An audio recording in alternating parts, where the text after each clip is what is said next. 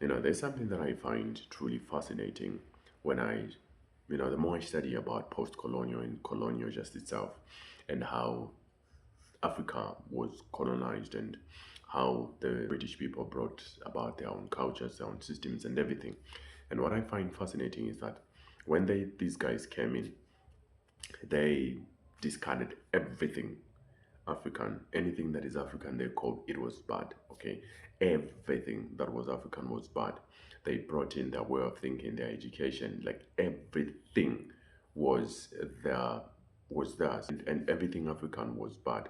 And they taught that they embedded that into our ancestors. They embedded that into our forefathers to a point where these our forefathers believed it, and then for them to feel worthy or accepted, they had to conform to the standards that our colonial masters um, established. Okay, systems and systems that our colonial masters established, and these things now have started being passed on to generation after generation, generation after generation, until it reached where we are today. And one of the funniest thing, or the fascinating thing, is the aspect of if somebody can only speak in their native language, they're looked upon as either dumb or they're not intelligent enough.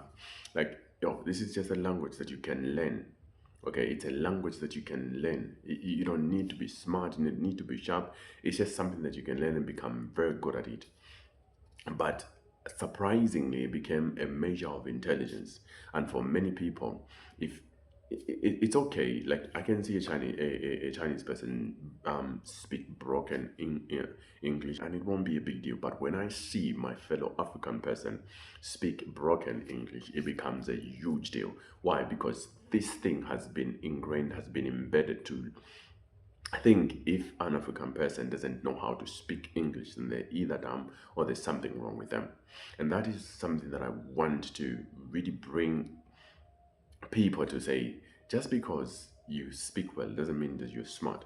And just because you can speak well in the English language doesn't mean that you are less than a man. You see, there everything that we are today is something that we've been passed down on, okay? And what we need now is to question the things that we have internalized, because we have people that are raising um, children to a point where a child is void of anything African. They know nothing about their own culture. They know nothing about their African ways.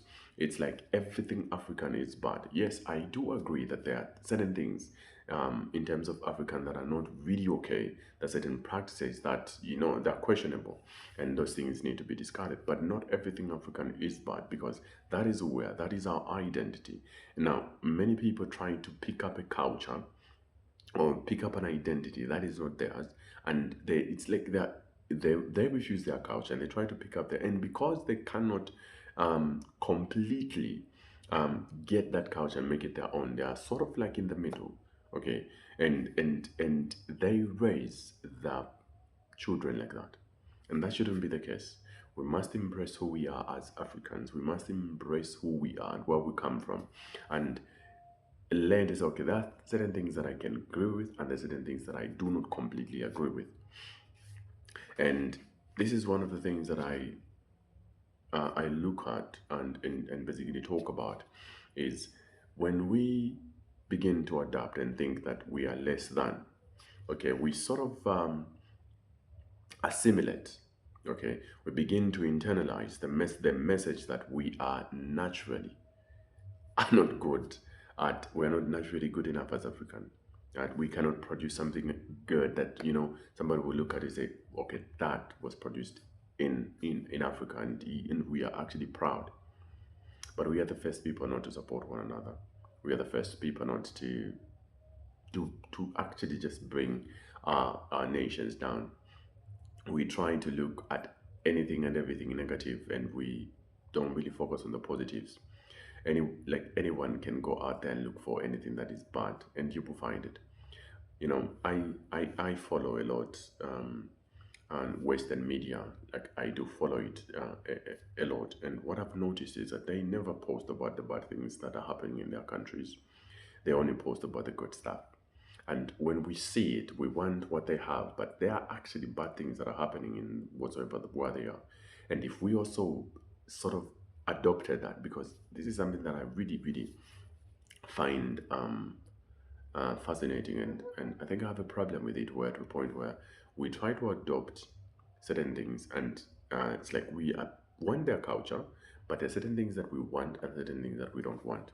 And most of the time, we pick the wrong things and not really the good stuff. And if we picked up their culture of just presenting what is good, okay, of just talking about what is good, I believe we can go a long way.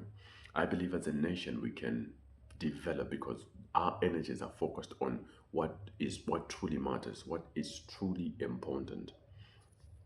But if we keep focusing on the negatives and expanding on and thinking that whatsoever that is African is bad and we need to somebody to save us and all those things, but we can get out of we can actually rebuild ourselves. We can just begin to focus on the real issues of life.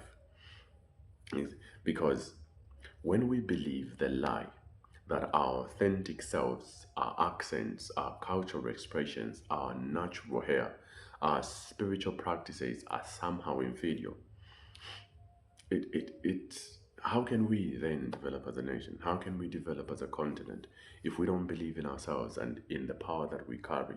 So we must now begin to question certain beliefs and just look at how you, for example, you're raising your children, how you plan to raise your children, what is really influencing those decisions. When you look upon someone, when you find something, this was made by an African, this was made by Zambia, how do you feel? And why do you feel that way?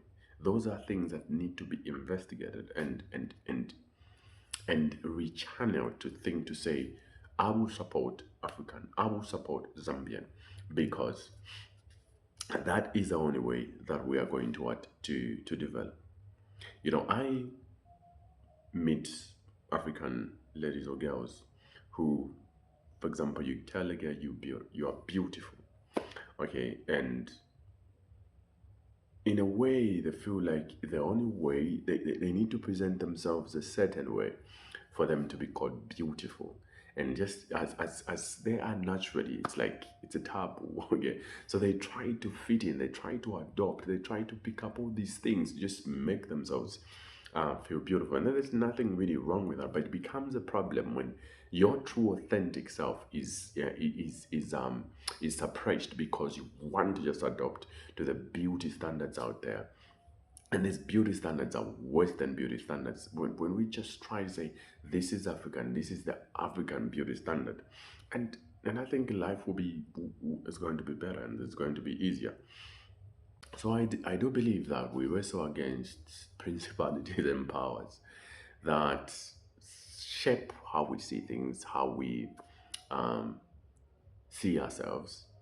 And the only way that we're going to like really, really overcome it is to be self-aware and to be okay with who we are, okay, with our authentic selves. So I will keep talking more about this on my podcast, in terms of just looking at how this is what I will talk about in my next episode, on how environment shapes how we see ourselves and how we navigate life, and how we can best, okay, channel our lives in a way that is going to really develop us. So I'm Chibuye James Mwape. This is just an example on what I'm working on. Um, I wish you nothing but the very best, and I wish for you to begin to embrace who you really are and not look outside for anything else. You are good as you are, but you can become better. Okay, you are good as you are, but you don't need to remain as you are. You can become better. You can improve. You can change the world. You can do anything that you want to do. And this is not just a message to you, it is also a message for me, because I truly believe that if we can just look around and focus and channel our energies to the right things, there's nothing really that can stop us. You see, when we look around, the people have tried so many times, so for hundreds of years, to try to disunite Africa, to try to destabilize African economies, to try to just bring about certain things that to bring total confusion. But if we as African unite and begin to speak one language and one voice, and I believe there's nothing really that can stop us, and we are powerful people, and I believe the only reason why we are so somehow we were suppressed is because of how powerful we are. You know, when you read African history, you'll be amazed at what Africans were able to do and how we moved from that to being who we are today, to how the colonialism started, and then who we are today. It will break your heart, but it's something that we can go back to, where we can be leaders as well, where we can be their own makers of our own destinies, where we don't rely on what somebody is going to say to move in life, but we're going to move, whether they say it or not. So I wish you nothing but the very best. Challenge you to look within and to know that you, as an African, you're good, and you need to walk the path that the Lord has set before you, because that is all that is truly matters. I'm Chibuye James Mwape.